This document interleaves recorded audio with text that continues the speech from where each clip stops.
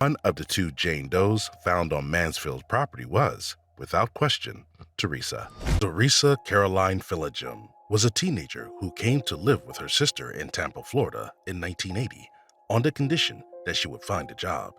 However, in May 1980, just 1 week from her 17th birthday, Theresa mysteriously vanished after heading out for a job interview. She was later reported missing by her sister, Margaret Johns, on May 16, 1980. About 6 months later, in December 1980, a convicted sex offender named William Mansfield Jr. was arrested in Nevada along with his brother, Gary Mansfield. They were both charged with the sexual abuse and murder of a 29-year-old California mother of three before leaving her lifeless body in a ditch. At the time, Billy Mansfield was known for his violent tendencies, particularly his proclivities for sexual abuse. Since the 70s, Billy has been in and out of prison numerous times on several counts of sexual assault. On March 16, 1981, the Hernando County Sheriff's Office acquired a search warrant permitting the department to excavate Mansfield's family home in Spring Hill. Said warrant was given to the department following statements made by an anonymous informant, likely Gary, Billy's brother, declaring that there were numerous bodies all buried and hidden throughout the estate. On March 17th, after much digging and searching, the authorities discovered several bones and what appeared to be a human skull buried in an unmarked grave. Suspicions that they might be Theresa's started to surface because they seemed to belong to a woman under the age of 20. Further examination revealed that the body was that of 15-year-old Elaine Louise Zegler. Elaine went missing on December 31st, 1975, while vacationing with her mother Betty and stepfather Blaine Chalker at a KOA, Kampgrounds of America campground near Brooksville, Ohio. She was last seen on her way to the communal showers, where she was spotted conversing with a male in his 20s near the showers before getting into his car, a blue 1966 Ford Fairlane bearing Florida number plates.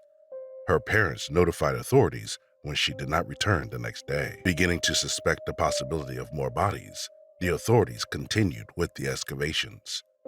Additional Tampa police officers and metal detecting specialists were enlisted to help during the ensuing weeks. The detectives conducted ongoing searches with different degrees of success, initially finding little more than the bones of farm animals like cows and chickens. Then, on March 24th, a small bag of skeletal remains was discovered beneath a fireplace.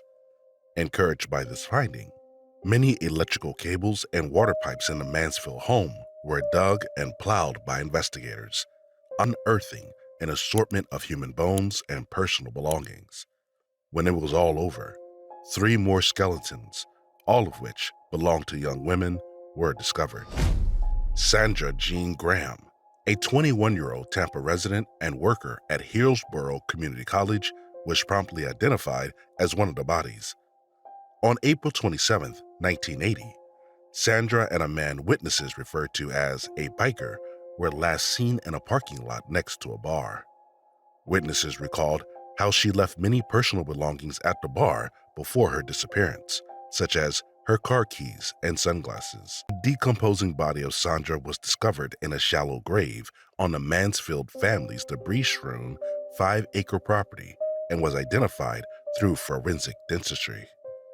As for the other 2 bodies, police were not able to identify them and thus were registered as Jane Does. The unidentified skulls of the 2 women were later sent to Colorado State University for reconstruction, but no records matched their features.